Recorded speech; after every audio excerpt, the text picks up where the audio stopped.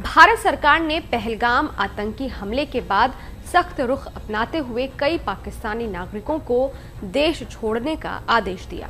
Deport की इस कार्रवाई में जहां कई पाकिस्तानियों को वापस भेजा गया, वहीं एक नाम इस लिस्ट में नहीं आया। वो नाम है सीमा हैदर का। नेपाल के रास्ते अवैध रूप से भारत आई सीमा हैदर पिछले 2 साल से ग्रेटर नोएडा में रह रही है। अब सवाल उठ रहा है कि जब बाकी पाकिस्तानी नागरिकों को वापस भेजा जा रहा है तो सीमा हैदर को क्यों बख्शा गया। सीमा ने खुद इंस्टाग्राम पर वीडियो जारी कर गुहार लगाई। मैं पाकिस्तान की बेटी थी, लेकिन अब भारत की बहू हूँ। मैं यहीं रहना चाहती हूँ, सचिन की शरण में हूँ और इसी की अमानत हूँ।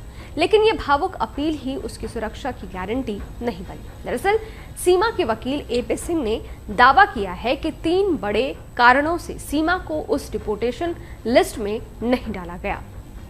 पहला कारण, जांच प्रक्रिया में है सीमा हैदर।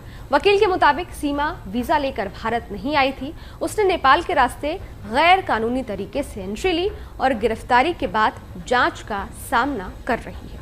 जब तक जांच पूरी नहीं होती तब तक उसे भारत से निकाला नहीं जा सकता। उसके खिलाफ भारत सरकार और जांच एजेंसियों ने जो गाइडलाइन बनाई है उसका पालन किया जा रहा है। दूसरा कारण, भारत में जन्मी बेटी। सीमा का सबसे बड़ा कवच बनी है उसकी बेटी जो भारत में जन्मी है। 1.5 महीने पहले पैदा हुई ये बच्ची फिलहाल भारतीय धरती पर जन्मी है और वकील के अनुसार भारतीय नागरिकता की पात्र हो सकती है। हालांकि भारतीय नागरिकता एक्ट के तहत इसके लिए कुछ शर्तें होती हैं, जिनमें एक ये भी है कि माता पिता भारत में वैध दस्तावेजों के साथ आए हों। सीमा के केस में ये शर्त पूरी नहीं होती, लेकिन मां को नवजात से अलग करने की संभावना बेहद कम है। तीसरा कारण, भारत की संस्कृति में समर्पण। सीमा ने न केवल हिंदू धर्म अपनाया बल्कि खुद को अब सीमा सचिन मीना कहती है।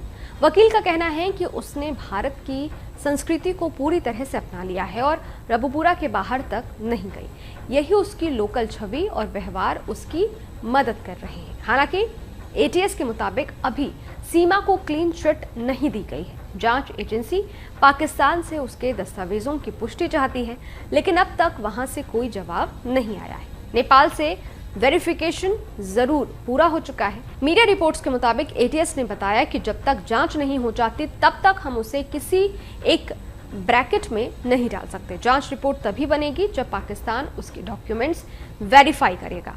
यानी सीमा हैदर अभी जांच के घेरे में है, लेकिन फिलहाल उसकी बेटी, उसका ससुराल और जांच की अनिश्चितता, ये तीनों मिलकर उसे पाकिस्तानी डिपोर्टेशन लिस्ट से बाहर रखे हुए हैं।